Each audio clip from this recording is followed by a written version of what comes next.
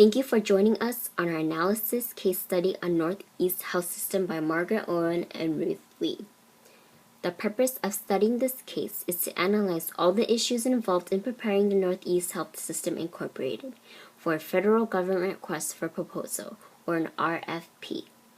The objective is to implement a comprehensive care system for the elderly population that would simplify procedures, contain costs, and optimize quality of life for enrollees. Here is the background on Northeast Health System Incorporated.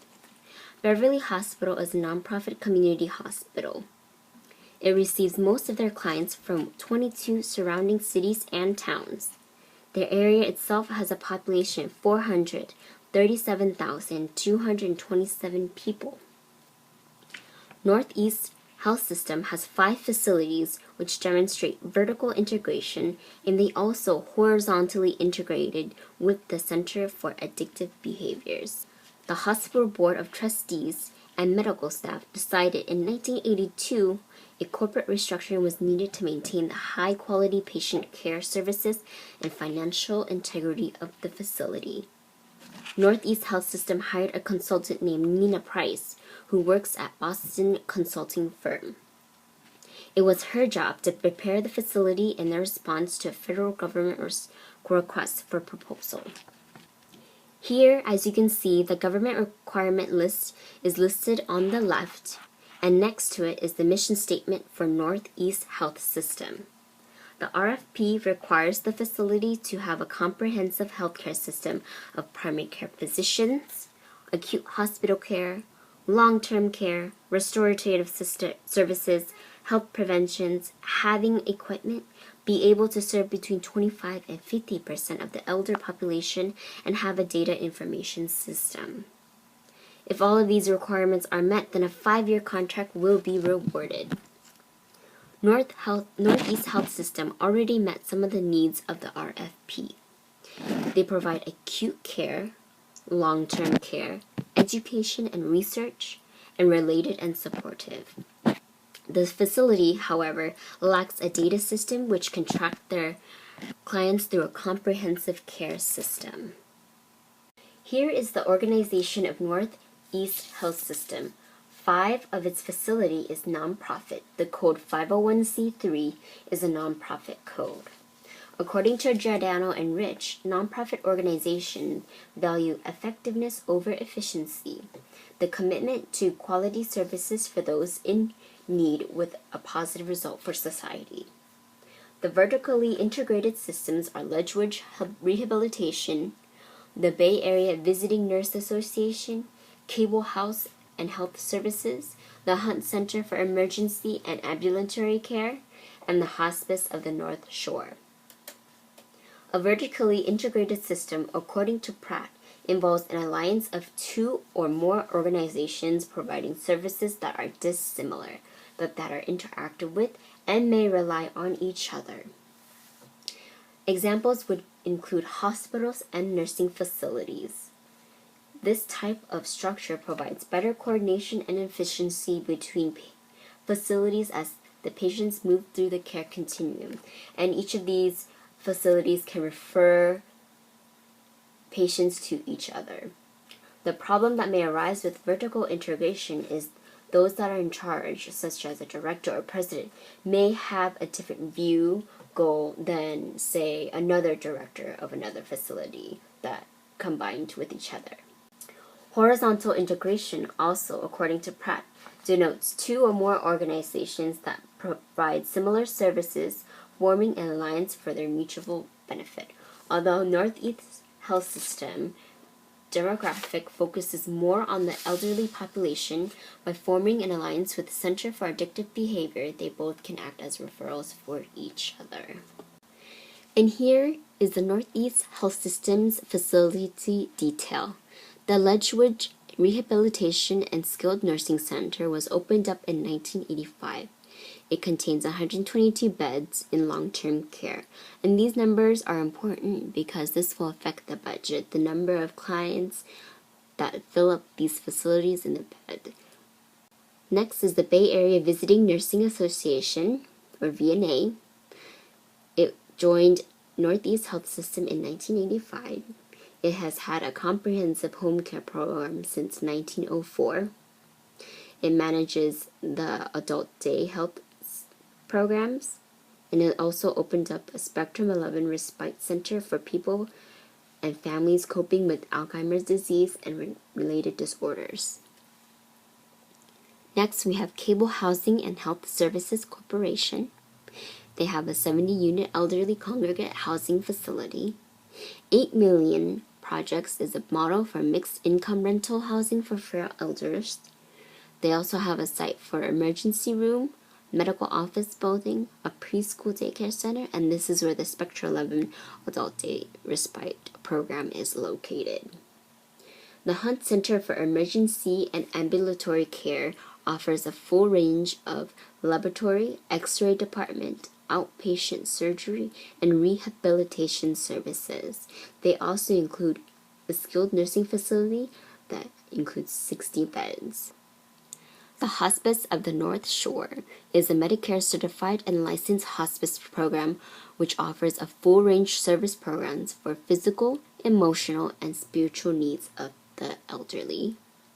The Center for Addictive Behaviors, or COB, shows short and long-term detoxification on an outpatient basis, methadone maintenance programs, shelters, and counseling to addicted women and their children. This also includes a peer action group on education and prevention. Lastly, we have the North Shore Magnetic Imaging Center. They include magnetic resonance angiography services.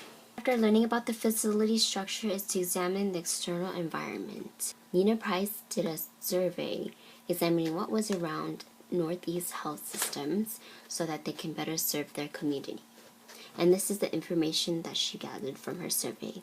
The area surrounding the hospital had a rural to light industrial suburban, growing population of 65 years and older. The area itself had a shortage of nursing home beds. Admitting diagnosis at Beverly Hospital indicates disease rate. So this information is important to the hospital because once patients are discharged, what is causing them to come back? Is it their care or is it something in the environment that is affecting their health? And it showed that the area around the hospital had a high rate of Lyme disease. Lastly, the elderly population in the area has a higher than national average income level. Also, what is important for market service, according to Giordano and Rich, is the 4 P's of marketing: product, price, place, and promotion. Product follows descriptions of the program and its abilities to meet a need or desire. This would include the criteria for services and the limits. So knowing what's around the area, the hospital can better see what they can do to improve their services or discontinue services that are not needed. Price. Costs of services are always an issue in instances where minimal or no costs are required for the consumer. Pricing services may be governed by competition, government regulations, established standards, policy, or consumer income. Next is place. Location, access, and variations in delivery method needs to be considered. Transportation for the elderly will be a major concern. And lastly, promotion. Informing potential consumers about the services and convincing them to use the services is the responsibility of public relations and marketing. These activities could extend to sales promotions, creative advertising, and packaging of services. So knowing what's around the area can also help.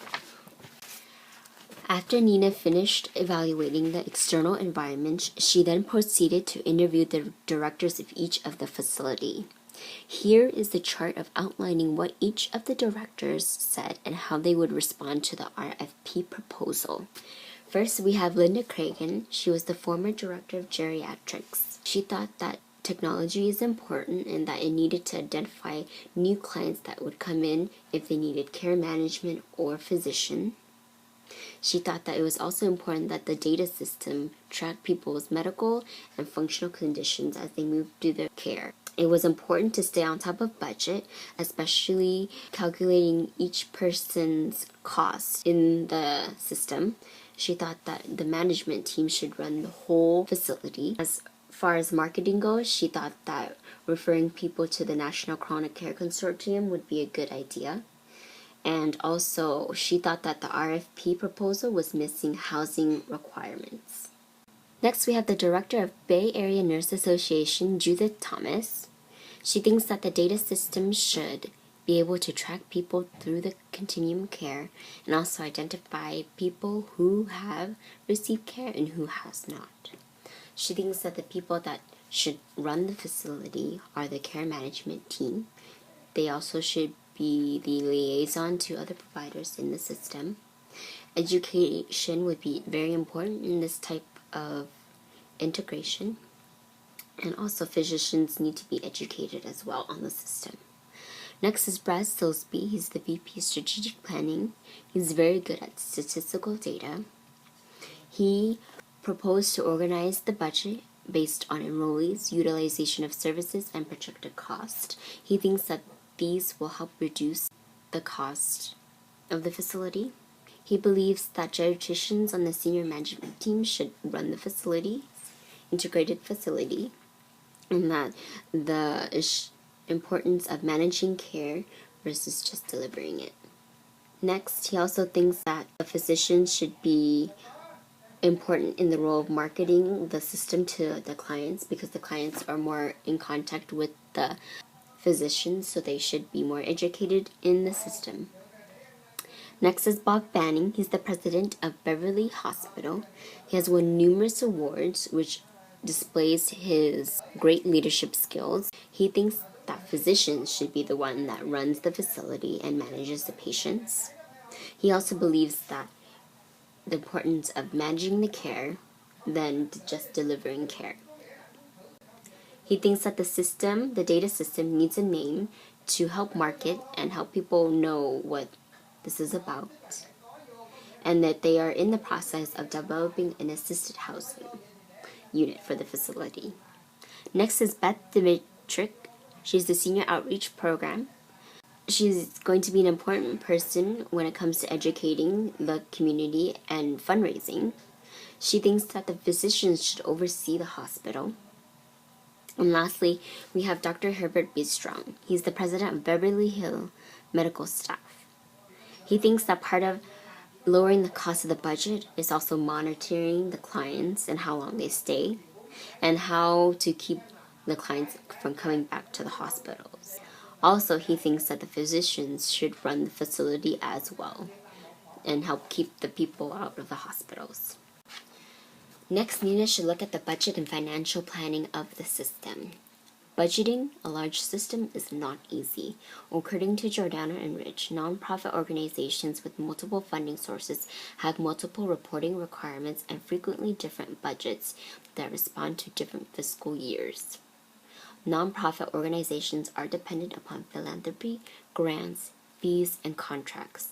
Also, major funding comes from the reimbursement system established by Medicaid and Medicare. In order to receive government funding is to submit an annual budget. Writing a proposal, there's a general format that can be used. Here are the 11 steps to writing a proposal. First is to have a cover letter, a table of contents, summary statement, statement of needs, goals and objectives, methods, evaluations, qualifications, future of the project, budget, and lastly, appendices. Also in the proposal, it should be emphasized the capacity to succeed. This sample format for grant proposal is located on page 224 of our Giordano and Rich book.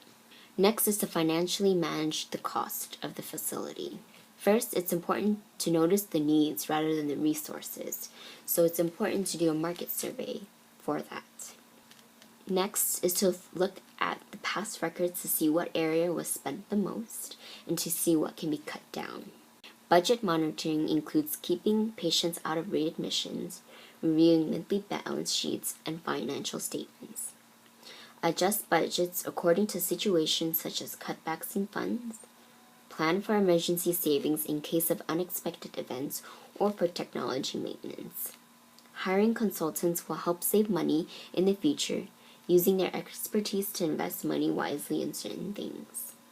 Also, having information stored in a system like an Automated Management Information System, or MIS, can help in last-minute grant writing as all data on clients is stored and can be retrieved quickly.